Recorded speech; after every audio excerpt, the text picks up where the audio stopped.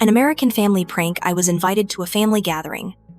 I arrived with the kids, in high spirits. It had been a while since we'd all seen each other. I walked into the restaurant, and it was a picture in the sky. My entire family was swarming toward the exit, exchanging glances and smirking like conspirators. My mother intercepted me at the table and sat me down. "Sit here, Agatha." "Wait. The others must have had something happen. They'll be back soon." I tried to squeeze past her to see what the circus was all about, but she shoved me back in and disappeared after the others. I sat there, waiting. 20 minutes passed. Not a soul in sight. Then a waiter rolled up with a leather folder and a look on his face, like his pay was late. "The woman who just left asked me to give you this." And the folder contained a bill for $297 and some change. At that moment, my sister Yana calls, and I can hear everyone laughing in the background. "Thanks for dinner, sis. By the way, it was my idea." I hung up, and what I did next made all my relatives shove their tongues up their asses for a long time. You know that feeling. You think you're going to a normal family get-together, but you get ambushed like the last one. That's exactly what happened to me 3 weeks ago. And the revenge I took on them was colder than a January frost in Wyoming. My name is Agatha. I'm 34. Divorced. With 2 children. Angelina, Ba, and Yegor. Sure. After I separated from my ex-husband, Piotr, 2 years ago. Money got tight, but we get by. I work as a nurse, picking up extra shifts at the hospital. Every penny counts. My family knows all this very well. They've seen how I fuss, how I count every dollar, and how I refuse to go out with them anywhere because I simply can't afford it. So when my sister Yana called 3 weeks ago, all excited, and started gushing about a big family dinner at Romano's that posh Italian eatery, I immediately tensed up. Romano's isn't cheap. One appetizer there costs as much as I spend on groceries in a day. "Oh, come on, Agate." Yana whined over the phone. "We haven't all gotten together in ages. Mom's completely worn out. She wants everyone to be there. You know how she gets when someone doesn't show up for family events."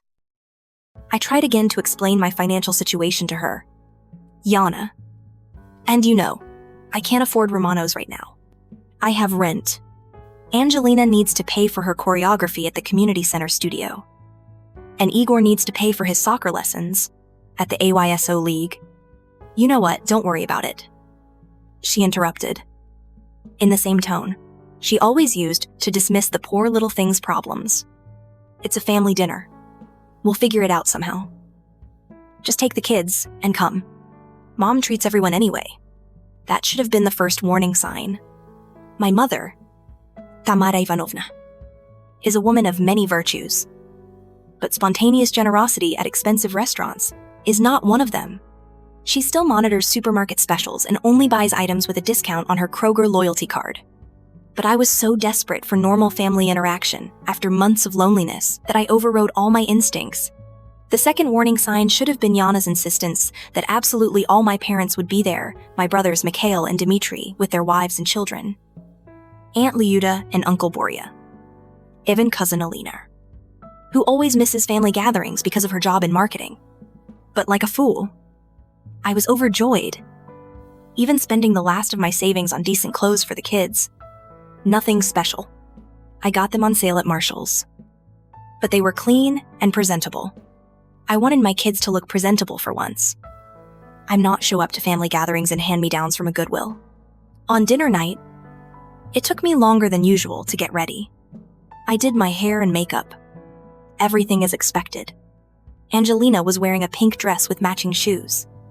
Yegor, a handsome man, was in a shirt and trousers. We looked like a normal family, even though our bank account screamed otherwise. Romano's is right in the center. Parking there is absolutely cramped. Pardon the expression. I drove around the block 3 times before finally finding a paid space in the next alley. By the time we reached the restaurant, My feet were already buzzing. I'd put on comfortable shoes, anticipating a forced march. The restaurant looked exactly as expensive as I'd feared. Dark wood, subdued lighting, waiters in starched shirts serving wine that probably cost more than my car loan payment. I immediately felt out of place. But I straightened my shoulders and went in with the kids. The receptionist, a woman who looked like she'd stepped off the cover of a glossy magazine, greeted us with a professional smile. "Good evening. Welcome to Romanos. Do you have a reservation?" "Yes. For Tamara Ivanovna Sokolova," I replied, using my mother's name since she was supposedly the one organizing everything. The receptionist checked her tablet and nodded. "Please follow me." She led us across the room to a large table in the far corner. These are usually reserved for large groups. The table was set for about 15 people. White tablecloths. Several glasses at each place, setting napkins folded like swans. Beautiful. But that's where it all started. We approached the table. My family was already seated. But as if on cue, everyone stood up.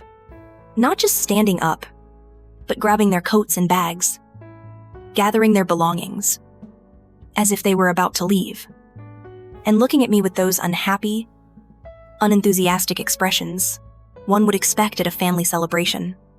They were all grinning, baring their teeth.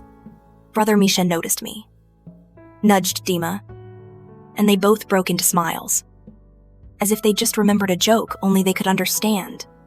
Mother saw me first and quickly jumped up, but her smile was plastered on. "Agatoshka made it. Wonderful. Simply wonderful." "Mom, what's going on?" I asked, already starting to worry. "Why is everyone leaving? We just got here." My mother grabbed my hand unexpectedly tightly and dragged me to the table. "Oh, honey, just sit down. Everything's fine. The rest are simple. Something happened, but they'll be back. Just sit here with the kids." I tried to look around, to figure out what the hell was going on. My sister, Yana, was pulling on her jacket and could see me perfectly well.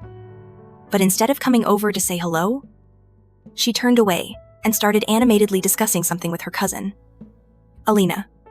They both glanced at me and then quickly looked away. "Mom, seriously, what's going on?" I pressed. "If something happened, just tell me. Someone's sick, Dad's okay. Everything's fine," she said, practically shoving me into the chair at the head of the table. "Just sit here and order the kids something to drink. The others will be back soon." I promised. Angelina tugged at my sleeve. "Mom, where is everyone going?" I watched as my entire family filed past our table toward the exit. Father Alexander Igorevich gave me a small wave, an unforgiving gesture, but an awkward acknowledgement of my existence. My brothers studiously avoided looking in my direction. Even the usually chatty Aunt Lyuda avoided eye contact. "I don't know, dear," I answered Angelina, though my stomach was already starting to twist with a bad feeling. My mother patted me on the shoulder. "Just tell me something. I'll be right back. I need to check something. Don't go anywhere." "Good." And she took off. She hurried after the others. I'm sitting with Angelina and Jaeger. I look through the huge windows of the restaurant at my entire family, huddled on the sidewalk. They're standing there, animatedly chatting about something. Some of them look back at me through the window, and I swear I see them laughing. A waiter approached the table, a young man in his early 20s. With that feigned cheerfulness that's cultivated in the service industry. "Good evening. May I offer you a drink?" I glanced at the children, who were staring bewilderedly out the window at our family. "Can you give us a couple more minutes? We're waiting for the others." "Of course," he replied, but paused for a second. "Excuse me, are you sure they'll come back? I just saw a large group leave here a few minutes ago." My heart sank. "They'll come back," I said, but I didn't believe it anymore. 15 minutes passed, then 20. The family group on the sidewalk dispersed. I saw them heading off in different directions. Mother was nowhere to be seen.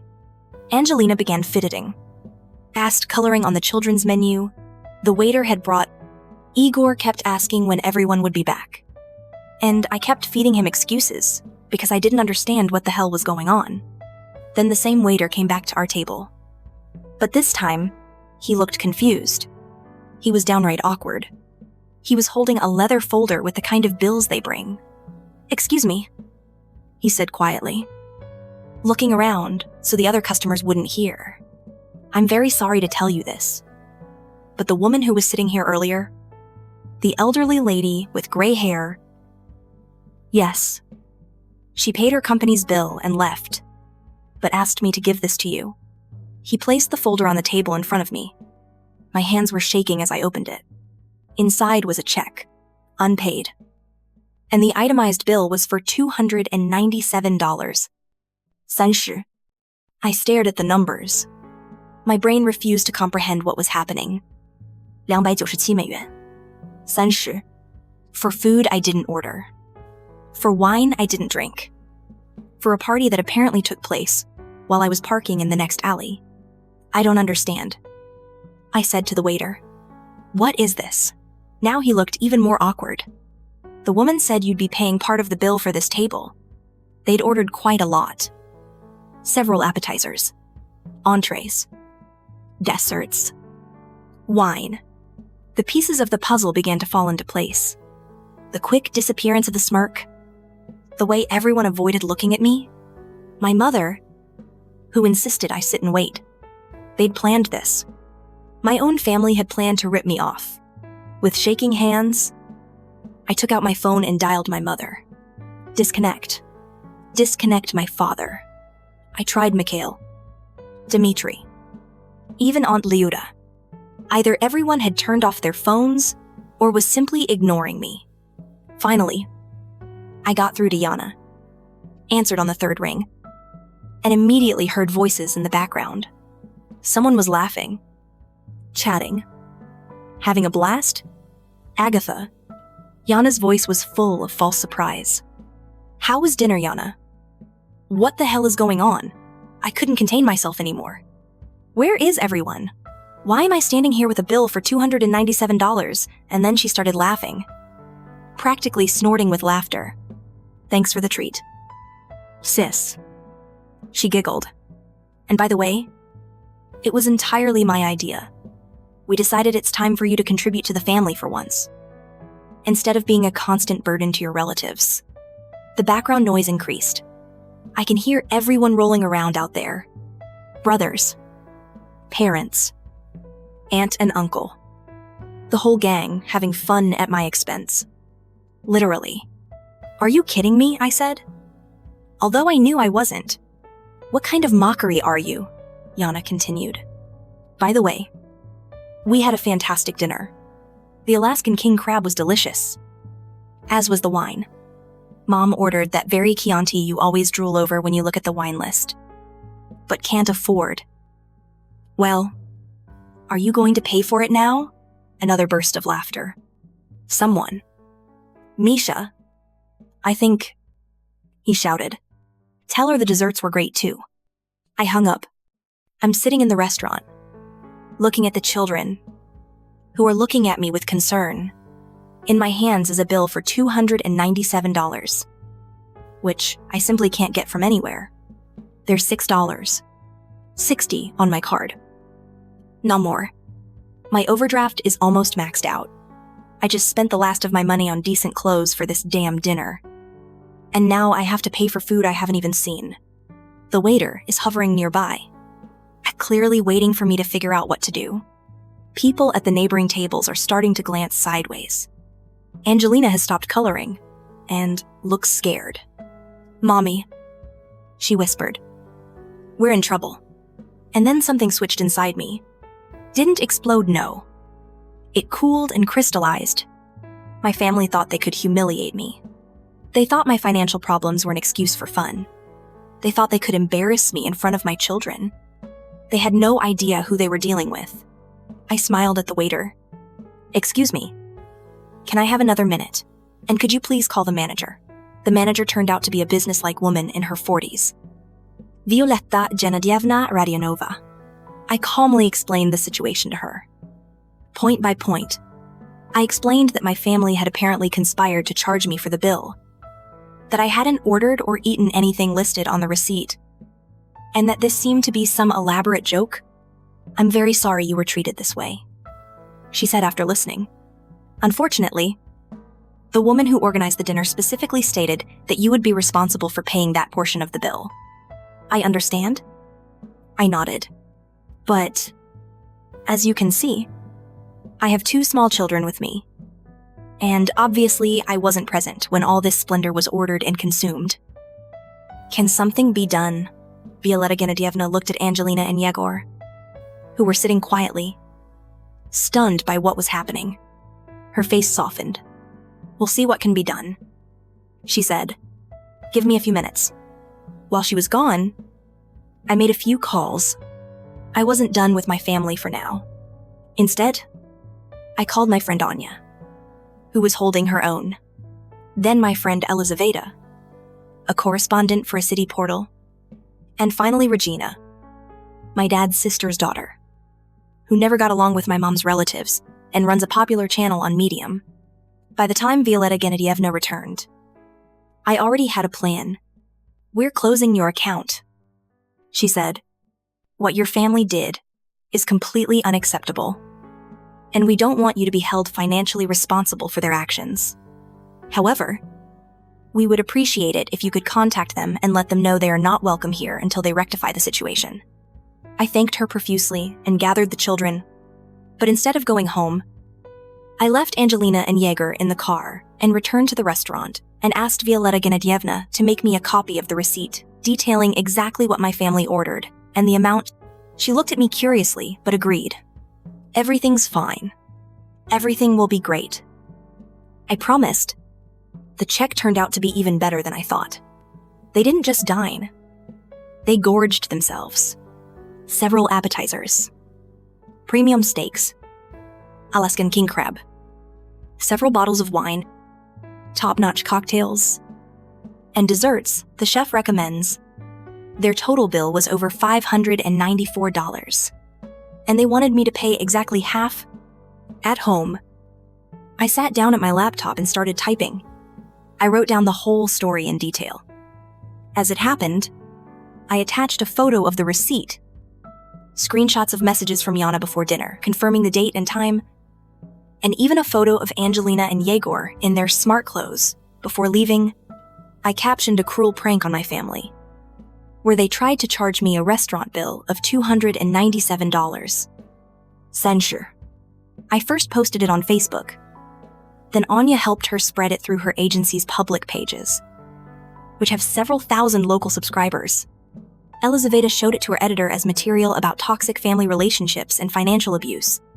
Regina posted on her channel under the title, "A New York family's wild prank turned into a disaster." But I didn't stop there. I compiled a detailed timeline of events and sent it to my relatives' employers. My brother, Mikhail, works in the corporate unit of the company. The company prides itself on its family values. Dmitry is at the district education department.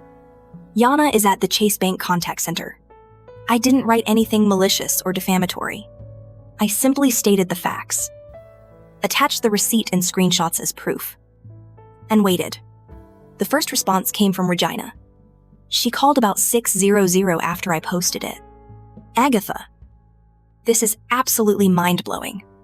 The post has already been shared 300 times. And the comments are like, this is brutal, people are furious with your family. The second response was a call from Yana. She was screaming her head off. What the hell have you done? I just got called into my boss's office. Clients are calling the bank, asking why they hire someone who treats their own sister like that. I told the truth. I replied calmly. Is there a single word of lies in my post? You're ruining our reputation with a stupid joke. No. Yana, you ruined your own reputation by pulling this dirty trick. She hung up. For the next 3 days, the phone didn't stop ringing. Her mother called, sobbing. begging her to delete the posts. Her father called furiously, demanding she stop disgracing the family. Mikhail reported that his boss had hinted, "Learn how personal actions affect your professional image." But the most interesting call was from Aunt Lyuda. "Dear Agatochka, I had no idea Yana was planning this. I thought it was just a family dinner." And then she tells us to leave quickly, saying the bill was already paid. "I didn't know she was going to pin it on you. You all just left me sitting there." "Aunt Lyuda, you saw me arrive with the kids and just left." "I know, and I'm terribly ashamed." Aunt Lyuda continued, "Yana said it was some kind of surprise for you, which you'll understand when we explain it later. She said you knew." Later, it turned out Yana was telling everyone her own version. To my parents, that I agreed to pay for the dinner as a contribution to the family celebration. I told my brothers that I specifically asked them to leave so I could be alone with the kids at a restaurant. My aunt and uncle, that it was all my idea, to prove I could handle adult responsibilities. But the truth came out quickly. 2 city television stations picked up the story. On a morning radio show, the host called it the cruelest family joke of the year. The restaurant posted a statement of support on Yelp and Facebook, explaining that they'd closed my account because what had happened was completely contrary to the values of our family-run establishment. But the real impact came when the story began to spread beyond my expectations. Instead, thanks to her marketing connections, she sent the post to professional communities, sparking a heated discussion about financial abuse and corporate ethics. Business owners expressed their dislike for employees who treated their loved ones this way. On the second day after publication, a woman named Margarita Tamalina called. She introduced herself as the host of the morning talk show Good Morning, New York, on NY1 News. "Agatha has read your story and would like to invite you on air to discuss financial stress among single parents," she said. "We're getting dozens of calls from viewers with similar stories. Share your experiences live on air." I was terrified. I'd never appeared on TV before, and the thought of sharing personal details with thousands of strangers was terrifying. But Angelina and Igor persuaded me. "Mom, maybe you could help other mothers who are also feeling sad," Angelina said, with that wisdom that sometimes emerges from 8-year-olds. The interview was scheduled for the following Thursday morning. I took a day off from work. I could barely afford it, but I had no choice. I spent the entire week preparing for the broadcast. Anya helped me rehearse answers to potential questions. Elizaveta taught me how to act in front of the camera. On the day of the broadcast, I was shaking like a leaf as I entered the studio. Margarita Petrovna, a warm woman of about 50, just immediately put me at ease. "We'll just talk.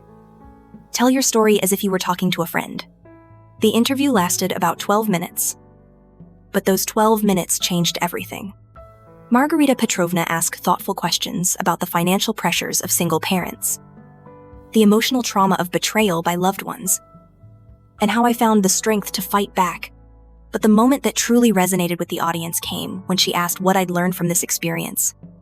I realized that you can love your family and at the same time refuse to tolerate unacceptable behavior from them. I said, "I realize that my children are watching how I react to disrespect, and I need to show them. You don't have to smile and pretend everything is fine when you're hurt, just because the offenders are relatives." During and after the broadcast, the studio phones were ringing off the hook. Margarita later reported more than 200 calls from people with similar stories. But the calls I started getting at home were a completely different story. Distant relatives I hadn't spoken to for years suddenly remembered my existence, and they were furious. That evening, Dad's cousin, Aunt Galia, called. "Agatha Alexandrovna Sokolova." She addressed me by my full name, as if I were 10 years old again. "What are you doing? Disgracing the family in front of the entire country. Grandma would turn over in her grave if she knew you were airing your quarrels in public." Aunt Galia tried to keep her voice level. "They've charged me $297, which I can't get from anywhere. They humiliated me in front of my children for fun." What exactly should I have done differently? Such issues should be resolved within the family. Don't run around on TV every time you're offended. Now everyone is gossiping about us and saying nothing good. This conversation was repeated, with different variations, several more times. The family was split into two camps: those who considered Yana and the others' actions unforgivable, and those who considered my public response even worse. Regina, who was the first to publish my story, called to warn me. Agatha, to be warned. Some relatives are plotting a retaliatory strike. It's dawned on me that Yana is calling everyone, trying to organize letters to the editor, saying, "You made it all up. Let them try," I said. And I was serious. I have all the receipts. Damn it. Meanwhile, the positive response was overwhelming. The story resonated with people far beyond New York. How messages poured in on social media from single parents across the country, sharing their experiences of financial humiliation and family manipulation. A woman from Phoenix wrote, "Your story gave me the courage to finally tell my sister I can't be her bridesmaid if it means spending $200 for a dress, a trip, and a bachelorette party. Thanks for showing me it's possible to put children's needs above other people's expectations." Another message from a divorced father in Dallas. "My ex-wife's family does this all the time. They invite me to expensive events and then make me feel guilty because I can't afford it. Your story helped me understand. I'm a good father if I set financial boundaries." By the end of the week, the consequences had reached everyone. Yana was transferred to the back office. She wasn't formally fired, but her career was ruined. Mikhail was passed over for a promotion. Even though he'd worked for him for 2 years, the school principal gave Dmitry a talking to after parents complained. A month later, Violetta Gennadyevna from Romanos called. "Agatha, if your family came by." We paid the bill and left an envelope. The envelope contained $550 and a note from my mother. "Sorry. Dad helped me with the job. Contacts in the app. No warm explanations. No family dinners. My father, through some friends, I got me a job as a head nurse at a private clinic. The salary is 1.5 times higher. I sent it through Misha. I didn't call myself." Yana was finally laid off after 3 months. She called drunk in the middle of the night. "Are you happy I was fired? Because of your hysteria? Because of your joke?" I corrected and turned off the phone. I see my brothers at their children's birthday parties. We say hello, exchange a few words about the weather. Misha sometimes transfers money and writes for his nephews. Dima took Angelina into his circle. But we only communicate through the kids. Their mother calls once a month. The conversations are short. "How are the kids?" "Fine. Maybe for New Year's. We have plans." Got it. The social media story went stale in a couple of weeks. New York is big. Everyone has their own way. They stopped me on the street a couple of times. "That's you from that story about the restaurant." She nodded and continued walking. I met Yana 6 months later in a store. Lost weight. Looked older. A cart with cheap groceries.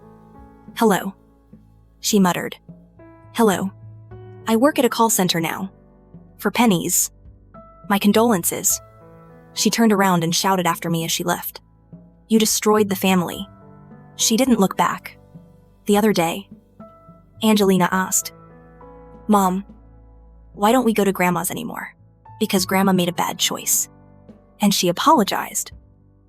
Words mean nothing when trust is broken. "I understand." The daughter nodded. The Sokolov family is no more. There are people with the same last name who occasionally cross paths and pretend not to notice each other. I sometimes regret it when I see other families in the park, laughing, hugging. Then I remember that evening in the restaurant. Childish eyes filled with fear. The bill was $297.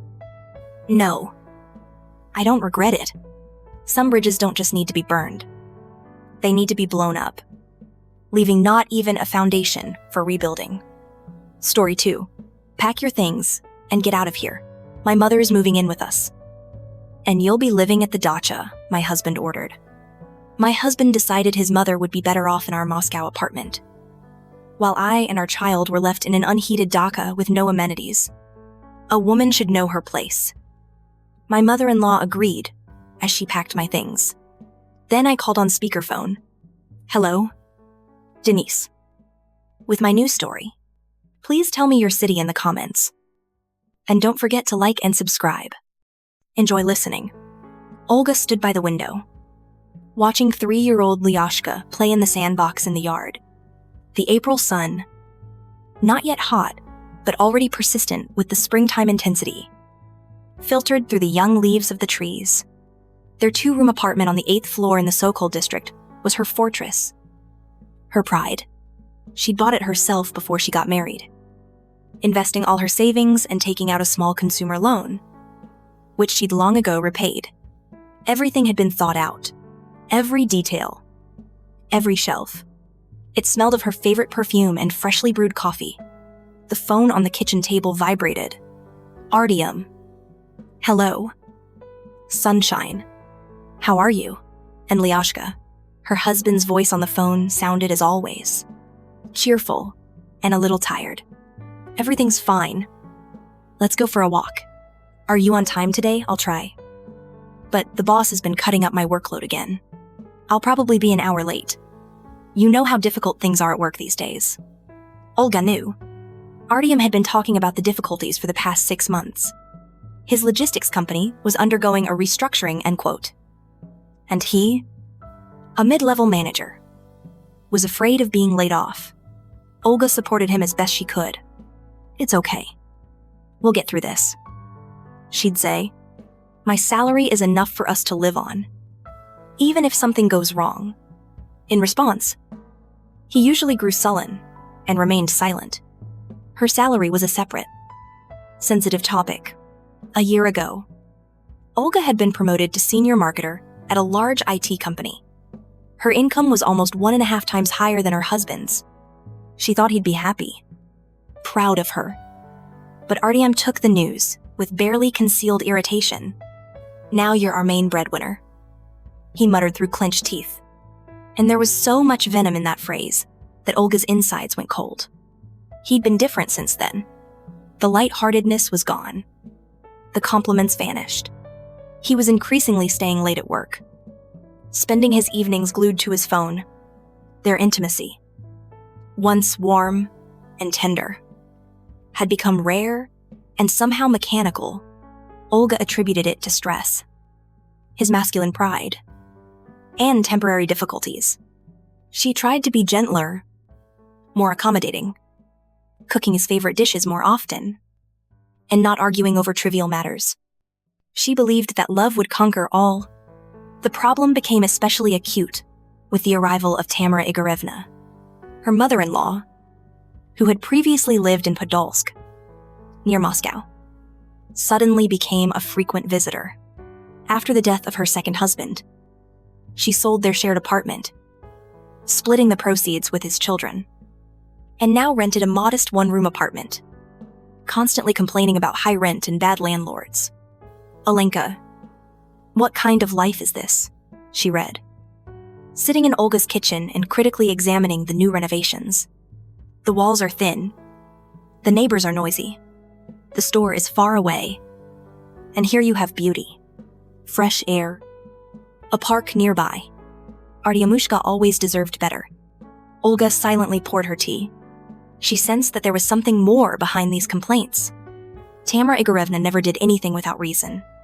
Her every word, every breath, was part of some grand strategy Olga couldn't understand. That evening, after his mother-in-law's latest visit, Artyom was especially silent. He'd spoken to his mother for a long time. Locked in the bedroom, on the phone, Olga only heard fragments of his sentences. Yes. Mom. I understand. Logically. This is unfair. Vision. I'll talk to her. When he came out, his face was tense. He walked to the window, looked out at the lights of Moscow at night. and, without turning around, said, "Mom says, you need to know your place, Olya. Otherwise, you've completely forgotten what it means to be a wife." Olga froze, cup in hand. A cold wave of fear and incomprehension rolled through her. "What do you mean?" He finally turned around, and she saw something new. Alien, and angry in his eyes. That the dacha was a good place to reflect on her behavior. A very good place. He went into the bedroom, leaving Olga alone in the kitchen, clutching a cooling cup. The dacha. Their old, almost abandoned house, 100 kilometers from Moscow, without heating and with an outside toilet. What did he mean by that? The anxiety, which had been just a background murmur until now, became a deafening siren. Something terrible was about to happen. The next few days passed in oppressive silence. Artyom acted as if nothing had happened. He was emphatically polite, kissing her in the mornings before leaving for work, asking, "How's Lyosha doing?" But this politeness was colder than ice. Olga felt like this was the calm before the storm. He was waiting for something, preparing for something, and this anticipation hung in the air, making it thick and heavy, like storm clouds. On Saturday morning, while Olga was making serniki for breakfast, Alyoshka was busily building a tower of blocks on the floor. The doorbell rang. Tamara Igorevna stood on the threshold. She was not alone. A man in overalls stood next to her, awkwardly shifting from foot to foot, carrying a toolbox. Olenka.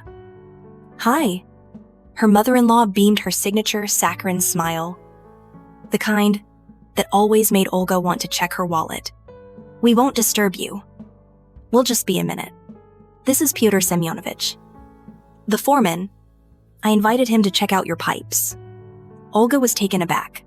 "Which pipes are okay?" "Of course not," Tamara Igorevna said, throwing up her hands as she entered the apartment, and, with a hostess-like gesture, directed the repairman where to place the box. Artyomushka, meanwhile, was complaining about weak water pressure in the bathroom. So I decided to help. I found the best specialist in town. He'll check everything and fix it. You want my son to have a nice shower after a hard day at work. And right, she spoke as if Olga were a wicked stepmother, deliberately making her beloved boy's life miserable. Artyom, who'd come out of the bedroom at the noise, looked surprised. But upon seeing his mother, his expression immediately changed to one of obsequiousness. "Mom. Hi. Why didn't you warn us?" Surprise. The mother-in-law laughed, hugging her son. "Don't worry. We'll be quick. Pyotr Semyonovich, go to the bathroom while we have some tea." Olga stood there, thunderstruck. A stranger had been brought into her house, into her apartment, without her knowledge, to fix the pipes. This wasn't just an intervention. It was a show of power. Tamara Igorevna was showing who was really in charge here. While the handyman was rattling his tools in the bathroom, my mother-in-law sat in the kitchen, delivering her monologue. She was telling me about her problems with the rented apartment. Can you imagine? "Olenka, the landlord decided to raise the rent. He says, inflation. And my pension isn't unlimited. And the roof leaked again yesterday. Right onto my favorite dresser. All the polish is ruined. Horrible." Artyom shook his head sympathetically, pouring his mother some tea. Olga was silent, feeling her insides boiling. She understood that these weren't just complaints. This was a prelude to the main attack. "I look at your apartment, and my soul rejoices." Tamara Igorevna continued, looking around the kitchen. "Everything you've done here, Olenka, is done with taste. It's spacious and bright. I'm not like my kennel. And the air is wonderful. The windows look out onto the park. Lyoshenka probably breathes so well here." "Yes, Olga. Of course," chimed in her mother-in-law. "And at the dacha, they say, The air is even better. Downright healing. And just perfect for a child. Especially in the summer. No city dust. No cars. Just silence. Nature. She paused. Looking closely at her daughter-in-law, Olga felt a chill run down her spine. Here it was. Yes. Yes. The dacha was nice. Just be careful. She agreed. But the conditions there weren't conducive to permanent living. Especially with a small child. What are you saying? What are the conditions like there? Tamara Igorevna waved her hand dismissively. The main thing is fresh air and your own vegetables from the garden. And housekeeping can be done with time, lighting the stove, fetching water from the well. It's even good for you. It builds character. A repairman came out of the bathroom and checked everything. Your pipes are in perfect condition. The pressure is excellent. I don't know what you were complaining about. Tamara Igorevna didn't even seem embarrassed. That's great. She clapped her hands. So I worried for nothing. Thank you. Pyotr Semyonovich. Here. Take these. She handed the foreman a few bills, which he awkwardly pocketed. When the door closed behind him, Olga turned to her husband. Artyom. What's the meaning of all this, Olga? What are you starting? He winced. Mom just wanted to help. Help with what? Repairing the pipes. Her voice wavered. Or was this a rehearsal? Tamara Igorevna stood up, straightening her blouse. How nervous you are. Olenka. I mean well, and you immediately reacted with hostility. Okay. I'll go. And you think about what I said. A return on fresh air for Lyoshenka. Nothing's too much for a child. Right. She left, leaving behind a trail of heavy perfume and an even heavier premonition. Olga looked at her husband, expecting an explanation. Any kind of support. Mom's just worried, Artyom said. Looking away, it's hard for her alone. But isn't it hard for us? Olga asked quietly. It's not hard to live under constant control, listening to her reproaches, fulfilling her whims. He didn't answer, simply walked to the window and gazed for a long moment at the courtyard, where their son was playing. Olga realized the conversation was over before it had even begun. The seed, sown by her mother-in-law, had already begun to sprout in her husband's soul. And the fruits of this plant, she was certain, would prove bitter. She remembered Tamara Igorevna's words about the dacha, and she felt truly scared. It wasn't just an idea. It was a plan. And she, Olga, was just a pawn in this plan, and about to be removed from the board. The next week turned into torture. Artyom became a stranger. He returned home late from work, ate dinner silently, and locked himself in his room with his laptop, citing urgent reports. Olga felt he was avoiding her, avoiding the conversation that was inevitably bound to happen. Tamara Igorevna called her son every evening. Olga heard his muffled voice from behind the closed door, and although she couldn't make out the words, the intonations were familiar, plaintive, pleading, manipulative. The denouement came on Friday evening. Artyom came home unusually early, with a bouquet of cheap chrysanthemums and a bottle of wine. He was drunk, but his eyes glittered feverishly. Olga, we need to talk, he said, handing her the flowers. Olga's heart sank. She silently took the bouquet and went into the kitchen for a vase. I've thought it all over, he began. Following her, he sat down at the table, nervously fiddling with the label on the bottle. Mom really is very ill.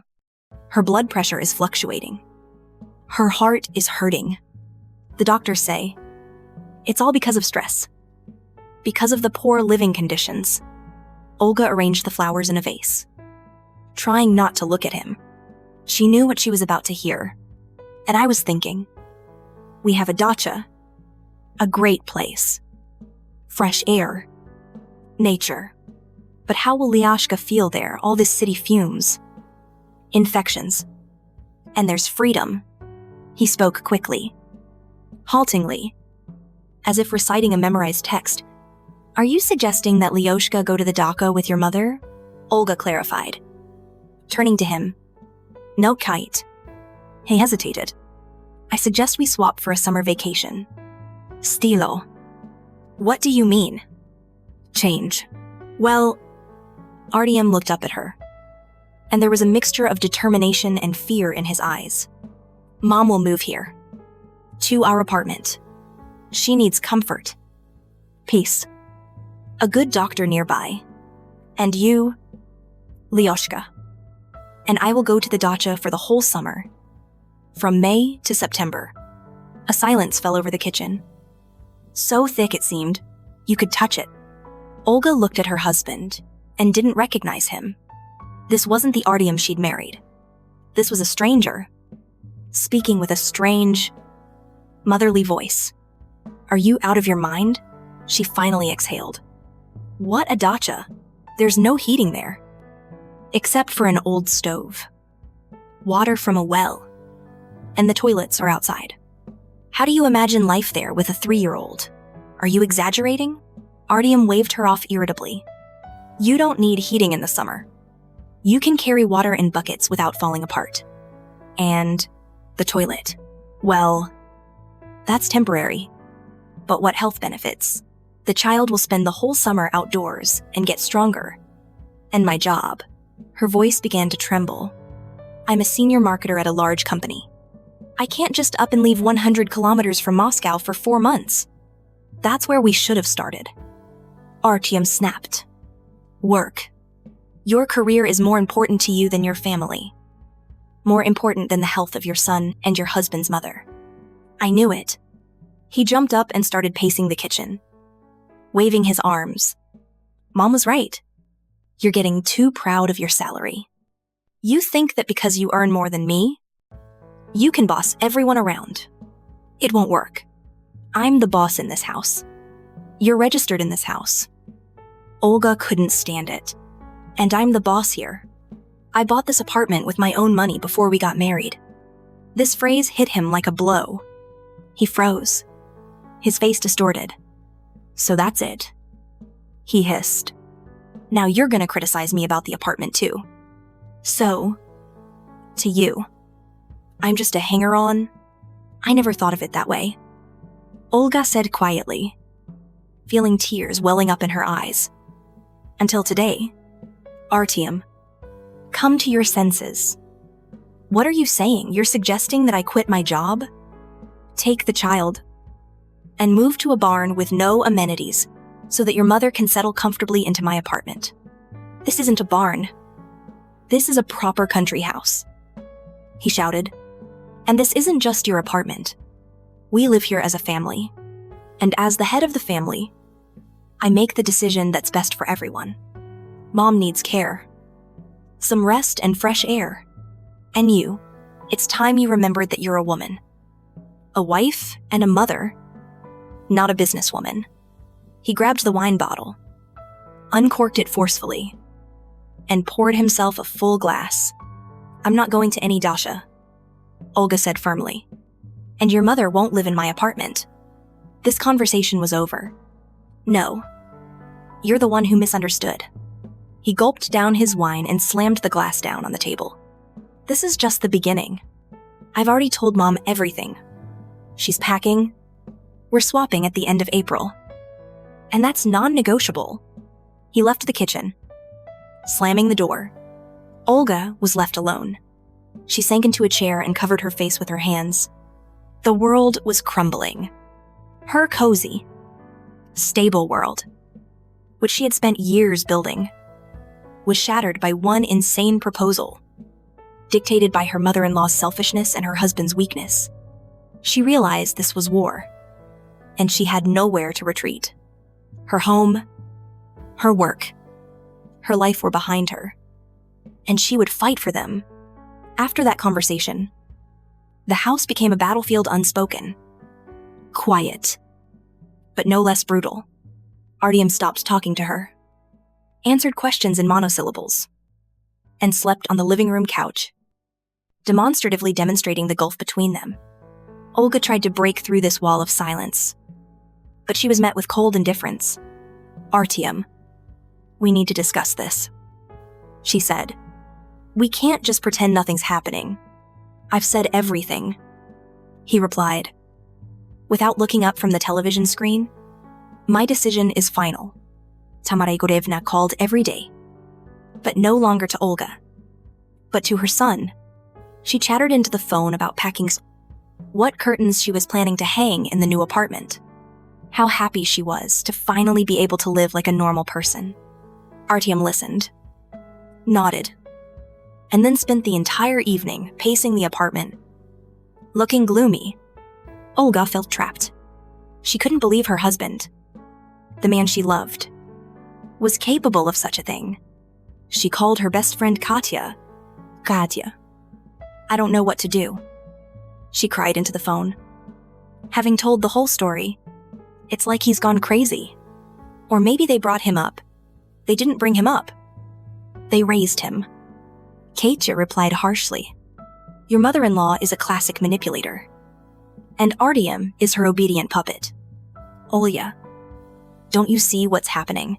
They're simply driving you out, first from the apartment, then from your husband's life. But what should I do? Olga sobbed. I love him. We have a child. Do you love him? Katya snorted. And he loves you. A man who loves you wouldn't send his wife and a 3-year-old into an unheated barn. He wouldn't give you ultimatums. Olya, wake up. He doesn't respect you. If you give in now, it will be the end. They will sit on your neck and dangle their legs. Her friend's words were like an eel in cold water. Olga knew Katya was right, but admitting it was too painful. It meant admitting her marriage was a sham, that 5 years of her life had been built on illusions. The conflict escalated when Artyom announced the following weekend. Tomorrow, we're going to the dacha. We need to get it ready for you to move in. I'm not going anywhere, Olga said firmly. Will you go? His voice turned icy. You need to see for yourself what needs to be done there. Clean up. Light the stove. Check that everything works. I'm not going to make a prison for myself. Artyom, this isn't a prison. It's a home for you to live in. He raised his voice. And stop making a scene. Mom's already told all the relatives that we're swapping houses for the summer. Everyone says. What? I'm a caring son and husband. Caring? Olga laughed bitterly. You throw your wife and child out of the house and call that caring? I care about my son's health. He barked. And my mother's peace of mind. And your career, ambitions, and desire to live in comfort don't concern me. Lyoshka, frightened by the screams, burst into tears in his room. Olga rushed to him. She hugged her son, holding his small, trembling body close, and felt her own heart breaking. That evening, after Lyosha had fallen asleep, she found the phone number of a family lawyer online. The conversation was short and joyless. Legally, he can't evict you. The lawyer explained, the apartment is your premarital property. You can change the locks and keep him out. But you understand that would mean the end of your relationship. I'm not sure it even exists anymore. Olga replied quietly. The next day, Artyom went to the dacha alone. He returned late in the evening, smelling of smoke and with a kind of angry satisfaction on his face. Everything's fine, he said, taking off his shoes. I've lit the stove and chopped some wood. We're ready to move. You're moving on May 1st. He spoke as if he were giving an order to a soldier. Olga looked at him and felt an icy wall growing between them. She no longer saw him as the man she loved. Only a stranger. As a hostile man. Carrying out his mother's will. The last week of April dragged on painfully long. Olga went to work, played with her son, cooked dinners, all on autopilot. She felt empty inside. She didn't know what to do. Changing the locks would mean open war. A scandal that could traumatize Lyosha. Giving in, that would mean betraying herself. Breaking down. Allowing herself to be walked all over.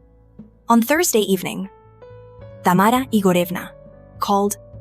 Olenka, I've been thinking, she began in her sweet voice.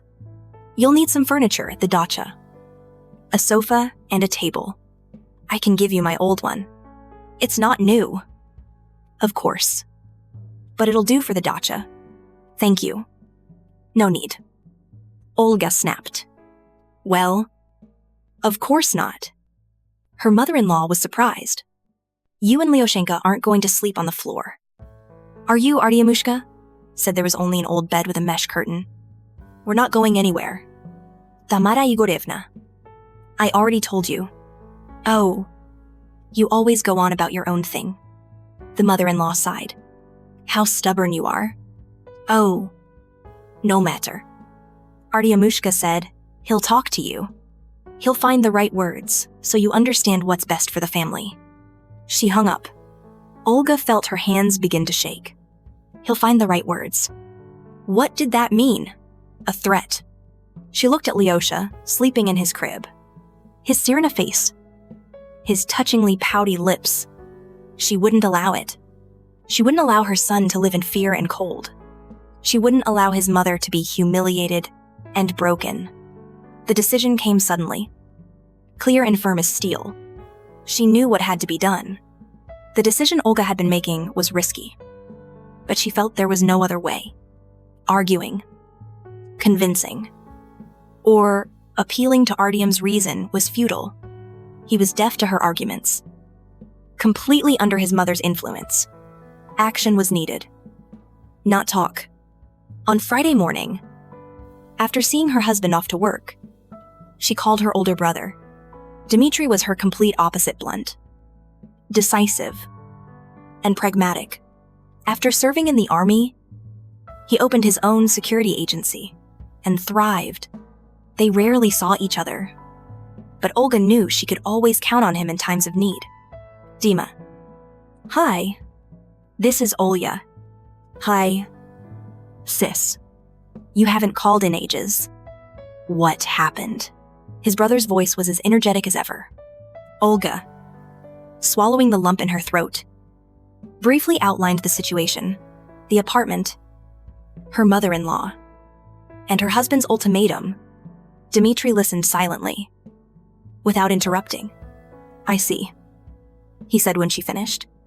So, this Artyom of yours has decided to play the master of his own affairs at your expense. Dima, I don't know what to do, she admitted. He says, we have to move to the dacha on May 1st. You're not going anywhere. Her brother snapped. This is your home and your son's, so listen to me carefully. I'll come see you this evening. We'll talk alone. Decide what to do. And make sure your beloved home is out of the way. Understood. Understood. Olga exhaled, feeling a weight lift off her shoulders. That evening, when Artyom returned from work, Olga said, I need to go see my parents today. Mom's sick. I'll stay with them and Lyosha overnight. Artyom nodded, showing little interest. Okay. And tomorrow, we'll go to the dacha to move our things. We'll talk tomorrow, she replied evasively, packing a small bag for herself and her son. She left. The parents lived on the other side of Moscow, and the trip took almost an hour and a half. Mom did have a slight cold, but nothing serious. Olga put Lyosha to bed and returned to her apartment, telling her parents she'd forgotten important documents for work. Dmitri was already waiting for her at the entrance. Well, tell me more, he said when they reached the apartment. They sat in the kitchen until late into the night. Dmitri asked short, Pussy's questions, delving into every detail when the apartment was purchased, who it was registered to, how Artyom contributed to its upkeep. So, essentially, he's living on your property and still trying to set his own rules, he concluded. Strongly, he says he's the head of the family. Olga Sayed. Head of the family isn't a matter of birthright, but of deeds. Dmitri chuckled. Okay. That's the plan. The plan was simple and daring. Olga listened, her heart alternately freezing with fear and then racing with anticipation. "Are you sure you're ready for this?" her brother asked after they'd discussed it all. "There's no turning back. It's a scam." "I'm ready," Olga said firmly. I realized there was no turning back the moment he suggested I swap apartments with his mother. On Saturday morning, Olga returned from her parents'. Artyom met her at the door. "So, are we getting ready? I've already borrowed a car from a friend. A Gazelle. We'll load up the essentials. Get ready," Olga said calmly. "Not us. But you." He stared at her, confused. "What do you mean, literally? You're moving out right now. Your things are already packed." She nodded at several large boxes and bags standing in the hallway. Dmitri had helped her pack them during the night. Artyom's face fell. "Are you kicking me out? I'm suggesting you live at the dacha." Olga chuckled. "Fresh air and nature strengthen the character, as your mother says." "You're crazy," he yelled. "I'm not going anywhere. This is my home too." "No. Artyom." Her voice was icy. "This is my home. I don't want to see you here anymore." He tried to go into the room, but Olga blocked his way. "Leave peacefully, or I'll have to call the police and more." "You're threatening me." He looked at her with hatred. "I'm warning you." At that moment, the doorbell rang. Artyom jumped. Olga calmly went to answer it. Dmitri stood there with two burly guys from his agency. "Hey, sis." He smiled. "Need help moving? We were just passing by." Artyom, seeing his wife's brother and his entourage, turned pale. What's going on here? Moving?" Dmitri shrugged. "You were planning to go to the dacha. Weren't you here? The guys will help you carry your things to the car, so you don't overexert yourself." Head of the family, Artyom looked from Olga to her brother. And it seemed to dawn on him that this wasn't a joke. "I'm not going anywhere," he repeated stubbornly. But his voice no longer held its former confidence. "You'll drive gently, but with a hint of menace in your voice," Dmitri said. "Or do you want us to discuss your methods of family leadership elsewhere? I'm sure my guys would be interested to hear you suggest your wife and child live in a barn." Artyom swallowed. He knew arguing with Dmitri was pointless. Half an hour later, his things were loaded into the Gazelle. He stood by the car, confused and humiliated. "And Mom?" he asked, looking at Olga. "She was planning to move here. Tell your mom." Olga snapped. "That no one is waiting for her here. If she tries to show up on my doorstep, I'll talk to her the same way I did to you, through the police and through my brother." She turned and walked toward the entrance without looking back. She heard the Gazelle's engine start and the car drive away. But she didn't care. For the first time in a long time, she felt free. Yes, there was a divorce ahead. A division of property, even though there was essentially nothing to divide. Difficult conversations. But she knew she could handle it, because she was no longer a victim. She was the master of her life. "Pack your things and get going. My mother is moving in with us. And you'll be living at the dacha." It was these words, though unspoken but clearly implied, that became the point of no return for Olga. She spent the entire previous day, after her brother had helped throw Artyom out, in a daze. She tidied up the apartment, threw out his toothbrush, and bagged the remaining small items. Every object that reminded her of her husband evoked a sharp, yet somehow detached, pain, as if she were watching a drama about someone else's life. Artyom called that evening. His voice on the phone was full of tears and self-pity. "Olya, how could you? I'm at this damn dacha. It's cold. Damp. The stove is smoking. I can't be here." "And how would Lyosha and I be here?" she asked calmly. "But that's different. You would in the summer, when it's warm. But now it's April." "Artyom, I don't want to discuss this. I'm filing for divorce." "Divers," he came out. He seemed genuinely shocked. Because of such nonsense. Because I wanted to help my mother. Because you betrayed me and our son. Olga corrected. Because you were willing to sacrifice our comfort and health for the sake of your mother's whim. Goodbye. She hung up, her heart pounding with a mixture of anger and relief. The real storm began the next day. May 1st. That morning, while Olga and Lyosha were having breakfast, the doorbell rang. Olga looked through the peephole and went cold.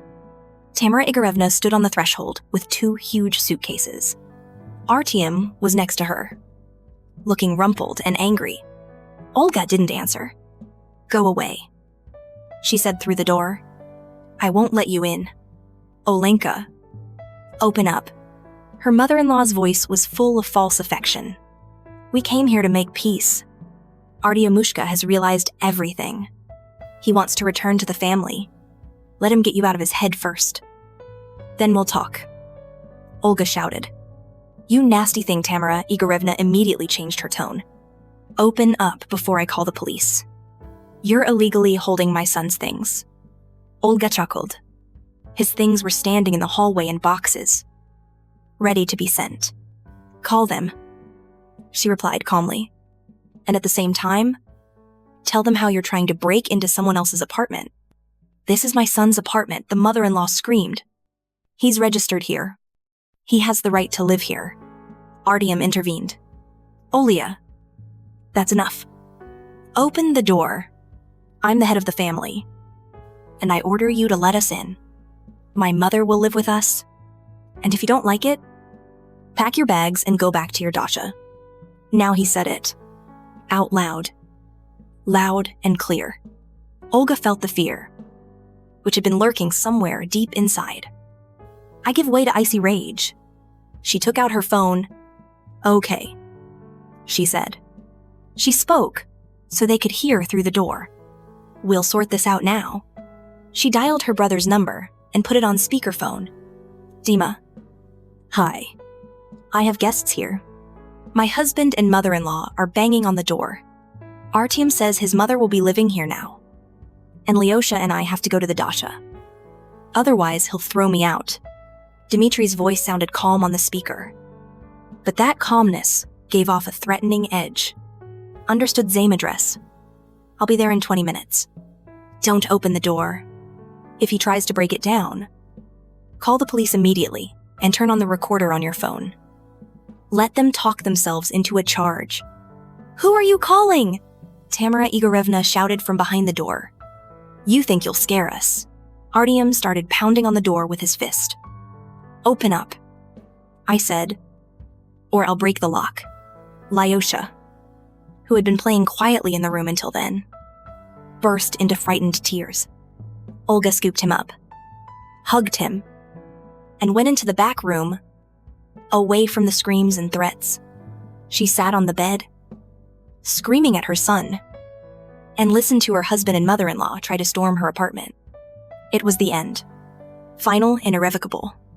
Even if a miracle happened now and they apologized, she would never forgive them. 20 minutes felt like an eternity. The shouting outside the door continued. Tamara Igorevna had already resorted to outright insults, accusing Olga of every mortal sin. Artyom continued to methodically pound on the door. Finally, Olga heard the sound of the elevator approaching, then his brother's stern voice. What's going on here? Ha, citizens. And who the hell are you, his mother-in-law? Snapped. I'm her brother, Dmitri replied calmly. I'd speak more politely if I were you. Attempting to illegally enter a home is a criminal offense. This is my son's apartment. Tamara Igorevna persisted. This apartment belongs to my sister. Dmitri snapped. And your son, if he doesn't stop damaging other people's property, will be taken to the police station right now. And you and him will be charged with complicity. There was silence behind the door. Olga heard her brother dialing. Hello. Police. 2 people are trying to break into my sister's apartment. They're threatening me. Damaging the door. Yes. The address. Olga walked up to the door and looked through the peephole. Tamara Igorevna stood there, pale as a sheet. Artyom dropped his hands and looked at Dmitri. Confused. No need for the police. He stammered. We just wanted to talk. We should have talked earlier. Dmitri replied coldly. And now you'll talk to the investigator. At that moment, Olga opened the door. She looked at her husband and mother-in-law. There was fear in their eyes. Not a shred of remorse. Go away, she said quietly. Just go and take your suitcases. Tamara Igorevna glared at her, grabbed her things, and rushed to the elevator. Artyom stood there for a moment, looking at Olga with a kind of desperate plea. Olya, I have to go, she repeated, and there was no pity or love in her voice, only emptiness. He turned and walked away, hunched over, as if he'd aged 10 years. Dmitri entered the apartment and examined the dented door. The lock needs to be changed, he said. I'll call a repairman right now. And how are you? Fine. Olga breathed out, and it was true. For the first time in a long time, she truly felt fine. When the front door closed behind Artyom and his mother, and the repairman Dmitri had called was fiddling with the new lock, Olga felt her strength drain. She sank into a chair in the hallway, and all the tension of the last few days, all the fear and anger she'd been holding back, came pouring out. She didn't cry, didn't scream. She simply sat there, staring into space, tears silently rolling down her cheeks. These weren't tears of despair, but of some kind of bitter release. Hey, what's wrong? Dmitri ended his conversation with the master and squatted down next to her. It's over. After all, they're gone. I don't know how I lived with him for 5 years. Olga whispered. How did I not see what he was turning into? Or was he always like this? And I just didn't want to notice. Did you love him? Her brother answered simply. When you love, you forgive a lot. You turn a blind eye to a lot. It's not your fault. It's his choice to be a mama's boy, not a man. Lyoshka, feeling the tension ease, ran out of the room and to his mother. He hugged her knees and looked at her with his big, blue eyes, like his father's. Mom, don't cry. Uncle Dima drove away the bad guys.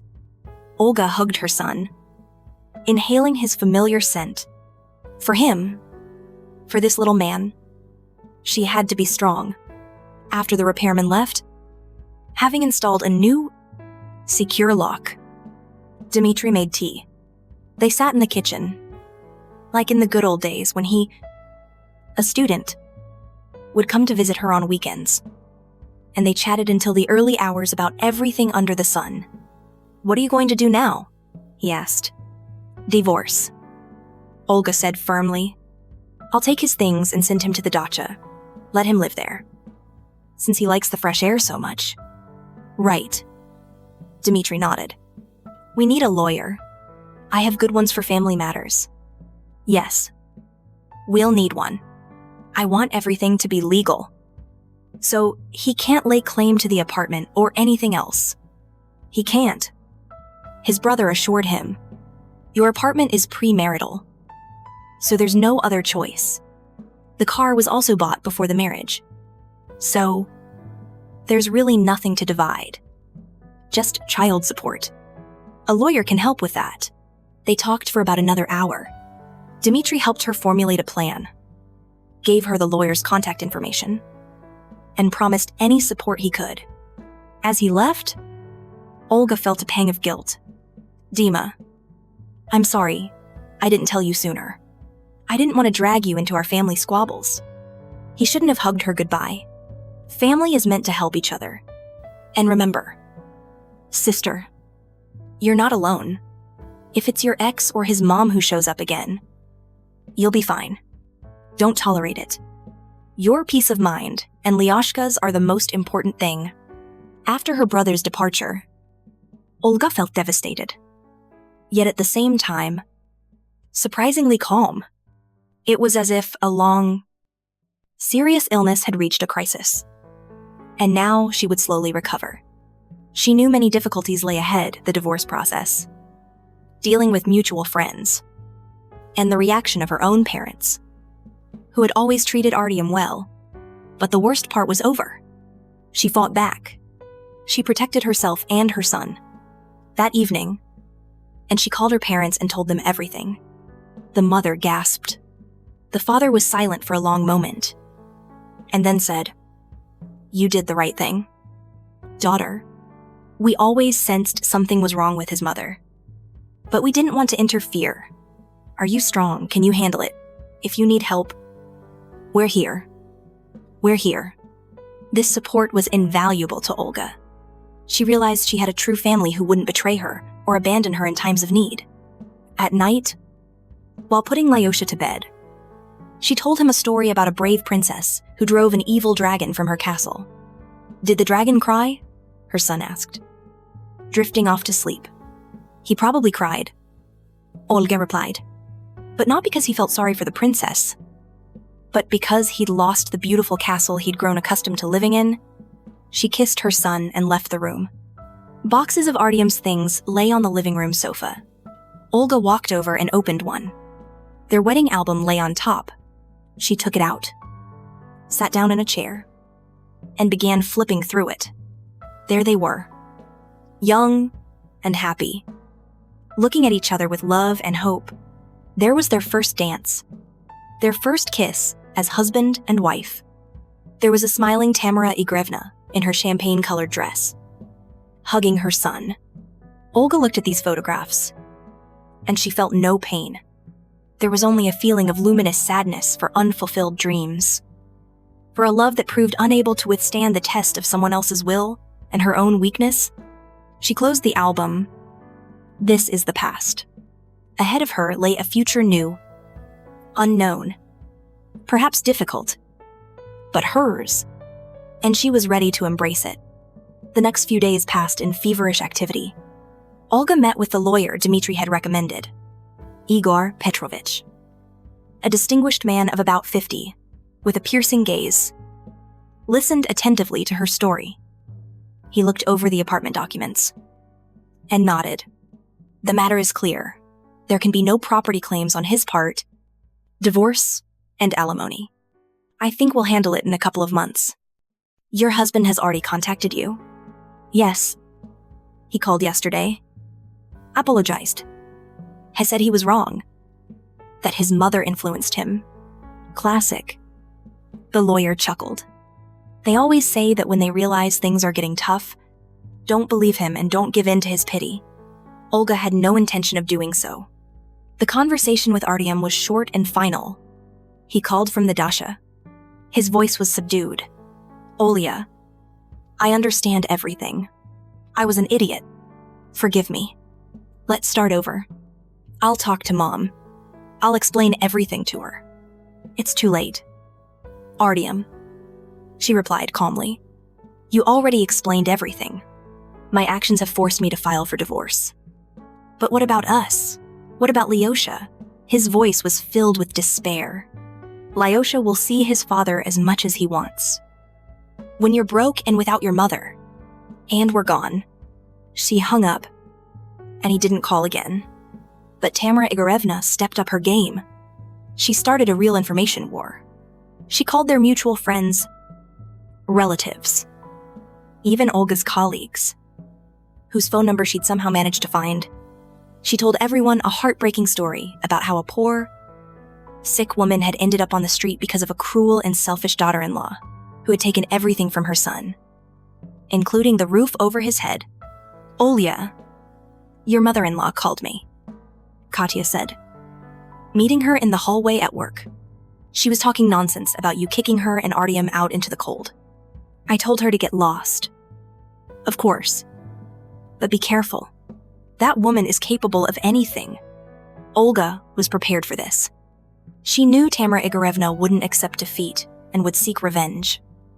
But it no longer affected her, as if some kind of protective armor had grown inside her. The hardest part was getting Artyom's remaining things. She didn't want to see him. "I didn't want any meetings." Dmitri came to the rescue again. Give me the keys to the dacha. The guys and I will go ourselves. Pick him up. His stuff. And take it to him. You have no business there. 2 days later. My brother called. That's it. Sister. Mission accomplished. He has the boxes. He's not alone there. By the way, his mom has arrived. She's supervising the process of setting up the house. Even so, Olga chuckled. Yeah. She's teaching him how to properly light the stove. A picture in oils. He asked me to give you the keys. He said he had nothing more to do with this dacha. The keys to the dacha. Olga turned them over in her hands. This small house, her refuge, had become the stage for her final battle and a symbol of her liberation. Life was gradually settling into a new routine. Olga threw herself into her work. Finding it an outlet, Lyosha went to a private kindergarten near the house. Olga had more free time, which she devoted to herself. She went to the gym, met with friends, and read a lot. The silence in the apartment no longer seemed oppressive. On the contrary, she savored it as a precious gift. The divorce was finalized 3 months later. Artyom showed up for the hearing.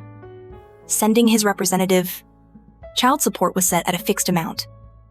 And surprisingly, he paid it regularly. One day, returning from kindergarten with Lyosha, she bumped into her neighbor, an elderly woman who lived downstairs. At the entrance to her building, Alyonka. Hello? She smiled. I keep seeing that I haven't seen your husband in a while. Did they separate divorced? Olga replied calmly. Oh. Why not? The neighbor clasped her hands. They were such a beautiful couple. Our views on life have diverged. Olga said evasively. And here's what I think. The neighbor lowered her voice. It's all your mother-in-law's fault. A witch. Not a woman. I've seen her here several times. The way she looked at you. As if you'd taken everything from her. It's good you got rid of her. You'll find a new husband. But nothing can fix his mother. Olga smiled. Even the neighbors saw what she'd turned a blind eye to for so long. 6 months passed. Life flowed calmly and steadily. Artyom called several times, asking to meet his son. Olga didn't object. They met on neutral ground in the park, or at a children's cafe. Artyom looked thinner and haggard. He tried to play with Lyosha, but it was awkward and strained. It was clear he missed his son, but didn't know how to act around him. One day, he decided to talk. Autumn had painted the city crimson and gold. Olga was sitting on a park bench, watching Lyosha enthusiastically chase pigeons. Artyom saw it nearby. At a respectful distance, he looked distant and aged. The confidence was gone. His shoulders slumped, and a perpetual weariness was frozen in his eyes. Olga, can I talk to you? He asked as Lesha ran off toward the slide. Talk. She didn't turn her head, continuing to watch her son. I know I've done a lot of stupid things. He began with difficulty. Mom, she's living with her sister now. We hardly communicate. After that incident, she said that I was a traitor for failing to protect her interests. Olga smiled bitterly. Her interests have always been more important to you than ours. I know. He nodded. I was blind. I thought that being a good son meant fulfilling her every wish. I'm only just beginning to understand that she simply used me. He fell silent, looking at his hands. I miss Olya. Not only Lyashka, but you? Our life. Because we laughed in the evenings. Like watching movies. Hugging. Is it really impossible to get anything back? Olga slowly turned and looked him in the eyes. What exactly do you want back? Artyom. A wife who will silently endure humiliation. A comfortable apartment in the center of Moscow. Or free maid service for your mother, no. He almost jumped up. I want you back. I've changed. I'm seeing a psychologist. Trying to figure myself out. I rented an apartment. Found a new job. I'm happy for you, she interrupted softly. I really am. But for me, that story was the end. I can't trust you anymore. Every time your mother shows up on the horizon, I'll expect a stab in the back. I don't want to live like this. But I won't let her interfere anymore, he exclaimed despairingly. You said that before, Olga reminded him. And I always chose her. I'm sorry, Artyom. But our train has left the station. You have your own life. And I have mine. The only thing that connects us is Lyosha. And I want him to have a father. A normal, adequate father. She stood up and called her son over. It's time for us to go. Artyom watched her go, and his gaze held such cosmic melancholy that Olga's heart sank for a moment. But she didn't turn around. She knew pity was a poor advisor. A couple of weeks later, she was invited to a mutual friend Irina's anniversary party. Olga hesitated for a long time whether to go. She knew Artyom would likely be there. And maybe even Tamara Igorevna. And what? Katya told her on the phone. You'll be hiding your whole life now. Go. Beautiful. Successful. Independent. Let them see who they've lost. Olga decided her friend was right. She bought a new, elegant dress, the color of the night sky, did her hair and makeup. When she entered the restaurant where the celebration was taking place, all eyes turned to her. She felt like a queen herself. Artyom was there. He was standing at the bar with a glass of whiskey, staring at her. A few minutes later, Tamara Igorevna appeared, arm in arm with her sister. Zing, Olga. She pursed her lips, but then broke into her signature fake smile. Olenka. Hello. My dear. She sang, coming closer. How thin you've become. How haggard you've become. It must be hard being alone with a child. Artyomushka is so worried about you. She spoke loudly enough for everyone around her to hear. The guests standing nearby listened with curiosity. Olga felt her cheeks flush. Hello? Tamara Igorevna. She replied coolly. We're doing just fine with our son. But Artyom seems to be really struggling. She cast a meaningful glance at her ex-husband. Tamara Igorevna immediately changed tactics. Of course it's not easy, she lamented, turning to the guests. What a heartless woman he'd found. Kicking him out of his own home. Leaving him with nothing. And yet he'd given her everything. His whole soul. It was the last straw. Olga took a glass of champagne from a passing waiter. Excuse me, she said loudly, attracting everyone's attention. I'd like to offer a toast to our birthday girl, Irina. But since such interesting revelations have begun, allow me to add a few words. The room fell silent. Everyone looked at her. Tamara Igorevna. Olga turned to her mother-in-law. You're right. I'm heartless. I was so heartless that I refused to trade my apartment, my job, and my son's health for your desire to live in comfort. I was so cruel that I refused to move into an unheated dacha of inconvenience so that you could enjoy all the blessings of civilization. She took a sip of champagne, casting an icy glance at the guests. And yes, I kicked your son out after he, following your wise advice, tried to force me and our child out. So, dear guests, the next time you hear this wonderful woman complain, just know that behind her angelic face lies a master manipulator. And behind the image of a caring son, a typical mama's boy, incapable of making a single independent decision for Irina and ensuring that she never had such relatives in her life again. She downed the champagne in one gulp and placed the empty glass on the waiter's tray. The room was deathly silent. Tamara Igorevna was crimson with rage. Artyom, deathly, pale, looked at Olga with horror and admiration. The impact of her words was like an exploding bomb. The guests, who had been chatting amiably until then, froze with their glasses in hand. Some looked at Olga with shock. Some with poorly concealed curiosity. and some women with obvious approval. Tamara Igorevna seemed speechless. She opened and closed her mouth like a fish out of water, but couldn't utter a sound.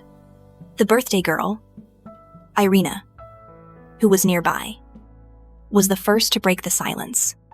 Olya. "Oh, why are you doing this?" she whispered. "It's my holiday. I'm sorry." "Ira," Olga whispered back. But I couldn't stay silent any longer. "I've had enough." She turned and walked toward the exit, feeling dozens of eyes on her. She didn't want to stay at this festival of hypocrisy any longer.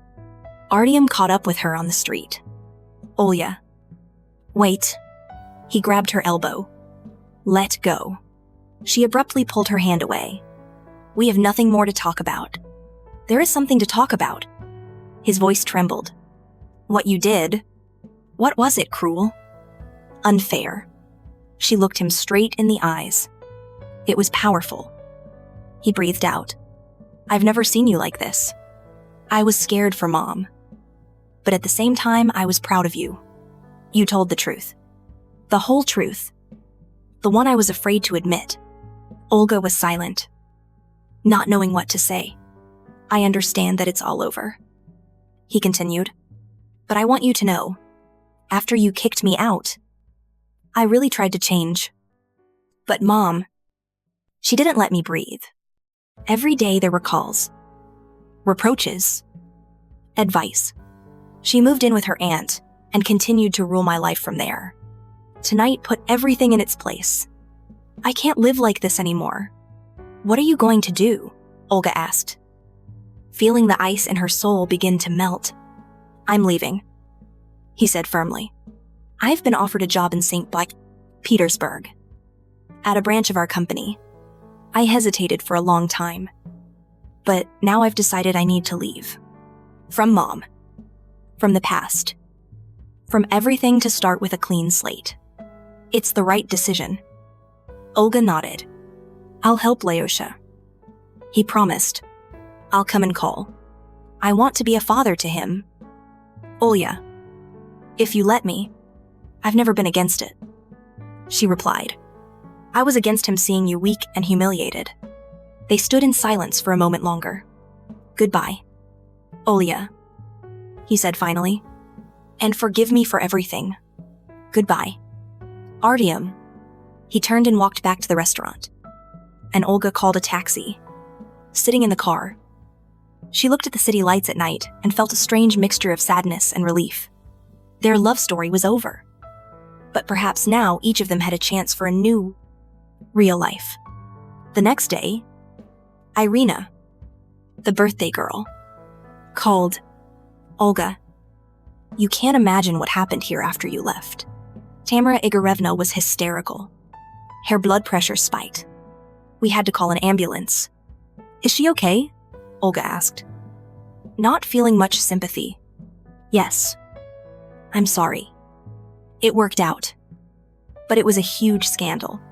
Artyom told her everything he thought.